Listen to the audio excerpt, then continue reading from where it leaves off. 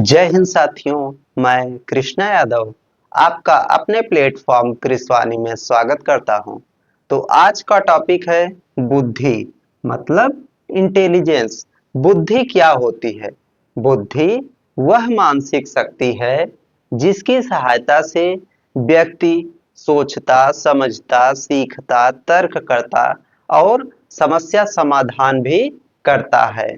बुद्धि की परिभाषा अल्फ्रेड बीने के द्वारा अल्फ्रेड बीने जो बुद्धि परीक्षण के जनक माने जाते हैं, उनके द्वारा बुद्धि अच्छी तरह निर्णय लेने, समझने और तर्क करने की क्षमता है। अल्फ्रेड बीने के द्वारा जो बुद्धि होती है वह निर्णय लेने, समझने और तर्क करने की क्षमता है। टर्मन के द्वारा बुद्धि अमूर्त विचारों को समझने की क्षमता है।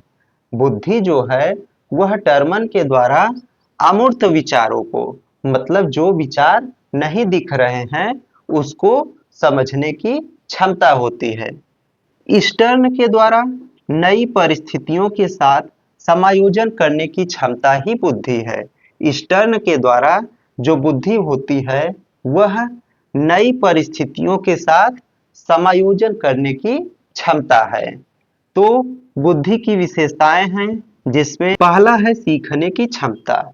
बुद्धि सीखने की क्षमता को बढ़ा देती है। बुद्धिमान व्यक्ति जल्दी नई चीजें सीख लेता है। दूसरा है समस्या समाधान। बुद्धि समस्या का समाधान जल्दी ही निकाल देती है। जैसे बुद्धिमान व्यक्ति किसी भी समस्या का समाधान जल्दी ही खोज लेता है।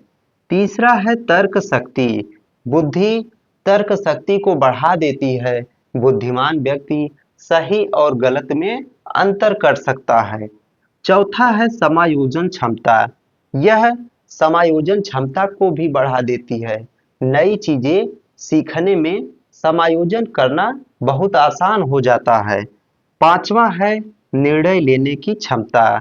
इससे सही समय पर निर्णय लिया जा सकता है। तो ये था बुद्धि की विशेषताएं। अब बुद्धि और ज्ञान में अंतर को समझते हैं। बुद्धि और ज्ञान में क्या अंतर है? बुद्धि यह जन्मजात क्षमता होती है। जो बुद्धि है वह जन्मजात क्षमता है। ज्ञान है वह अनुभव और अध्ययन से मिलता है। ज्ञान जो है वह अध्ययन करने से और अनुभव से मिलता है। बुद्धि सोचने समझने की शक्ति होती है और जो ज्ञान होता है वह जानकारी का संग्रह होता है। बुद्धि अपेक्षाकृत स्थिर होती है। बुद्धि बदलती नहीं है, वह स्थिर होती है। और जो ज्ञान होता है वह बढ़ाया जा सकता है। ज्ञान में बढ़ोतरी हो सकती है लेकिन बुद्धि स्थिर रहती है। इस प्रकार किसी व्यक्ति के पास बहुत ज्ञान हो सकता है लेकिन सही समय पर उसका उपयोग ना कर पाए।